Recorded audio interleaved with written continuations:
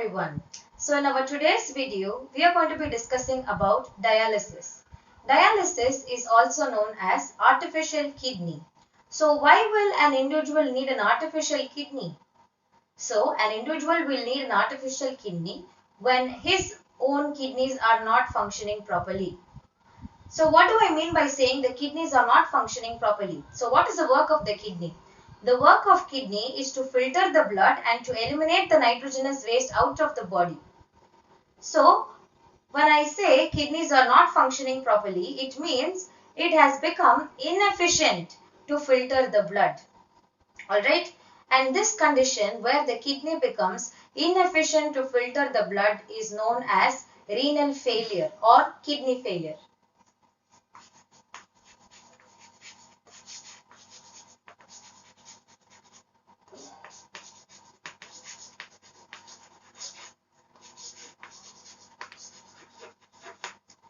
And in this situation,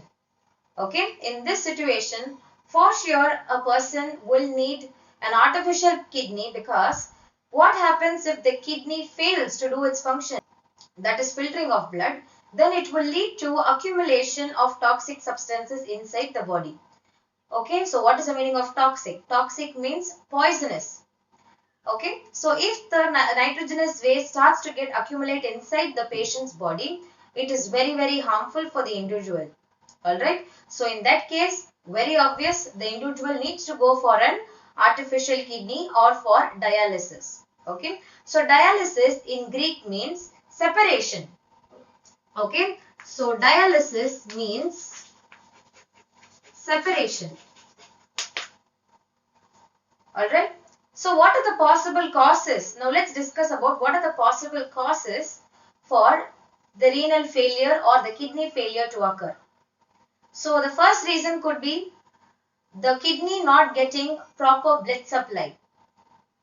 Consumption of alcohol and drugs could be a possible reason, or other reasons are like it could be kidney infection. So there could be some infection which has occurred in the kidney that may decrease the efficiency of the kidney in order to filter the blood.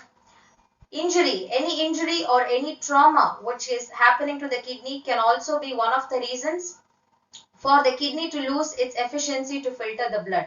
Now let's take a look at the dialyzing device. So the dialysis device consists of numerous tubes. Okay, so as you can see here, it consists of numerous tubes, and these tubes are actually made up of cellulose. Okay, so the tubes are made up of cellulose. Cellulose is actually a complex carbohydrate. Okay, and this cellulose membrane, this cellulose tube will play a very important role in ultrafiltration of blood.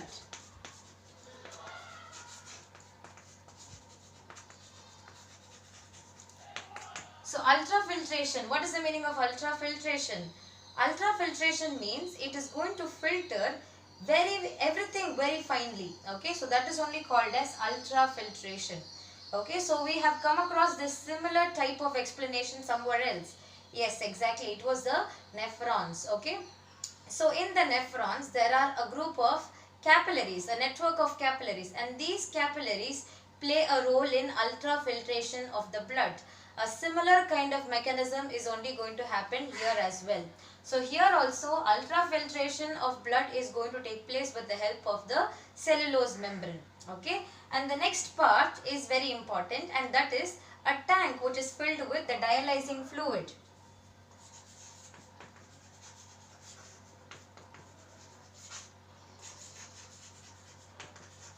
Okay, there is a tank which is filled with the dialyzing fluid. So this dialyzing fluid consists of electrolytes like sodium, potassium, calcium, magnesium and all those things.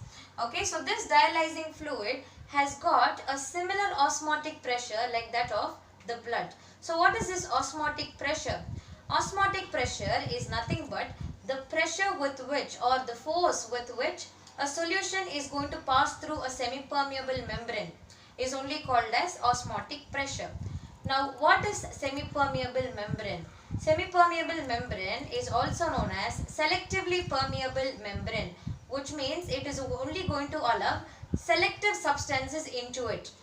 Okay, so a selective permeable membrane will allow only selected substances to pass through it. Alright. So these are the two important parts which we are supposed to discuss when we talk about dialysis. One is the tubes. Okay, it consists of numerous tubes which are made up of cellulose, and then the next is the tank which is filled with the dialysing solution. Okay, now let's take a look at the mechanism of how the dialysing device is going to work. Okay, now from the patient's body, the blood will enter into the dialysing device.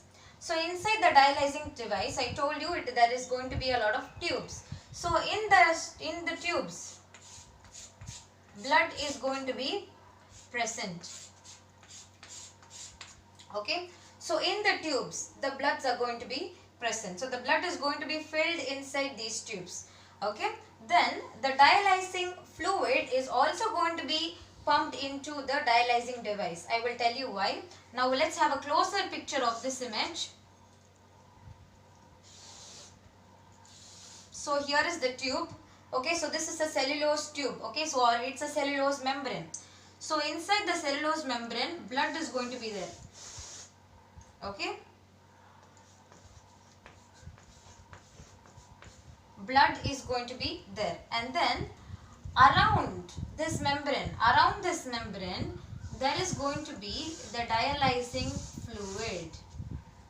Okay, so around this membrane you will be able to see the dialysing fluid. Actually, in between the membranes you are able to see the gaps. In between the tubes there are gaps. So in between these gaps, the dialysing fluid are going to be present. So what is exactly going to happen here is the blood, the nitrogenous waste which are present in the blood are going to diffuse into the dialysing fluid. Okay, so the nitrogenous waste which are present in the blood are going to diffuse into the dialysing fluid. Okay, so by doing this, what happens is the blood will be getting rid of all the nitrogenous waste which are present in it. After that, what happens is the dialysing solution which is used is going to have urea in it. It is going to have the nitrogenous waste in it. So the used dialysing fluid which is going to have the urea in it will be taken in a separate tank after that. Alright, so it is going to be collected in a separate tank after. So after this, what is going to happen is the blood which is purified, meaning the blood in which the nitrogenous waste was removed, will be pumped back into the patient's body. Okay, so I hope you understood this mechanism. Maybe I will repeat it to you once more. So from the patient's body, the blood is going to enter into the dialysing device. So in the dialysing device, what is going to happen is, in the tubes, inside the tubes, the blood is going to be there, and surrounding that, it is going to be filled with the dialysing fluid. So when the blood is passing into these tubes, so by the process of osmosis, what is going to happen is the nitrogenous waste are going to be diffusing into the dialysing solution. Okay, so once the nitrogenous waste gets removed out of the blood will be pumped back into the patient's body. So what is going to happen to the nitrogenous waste which is present in the dialysing solution? It is going to be collected. It is going to be getting collected in a separate tank here. Alright, so this is about the process of dialysis. I hope you understood this topic very clearly. Now in some cases, what may happen is the patient may not get treated either with the drugs or with the dialysis device. So in that situation, what has to be done is they have to go for a kidney transplantation. Okay, so kidney transplantation was first done by a person called as Joseph E. Murray. Okay, so he was the first person to perform kidney transplantation.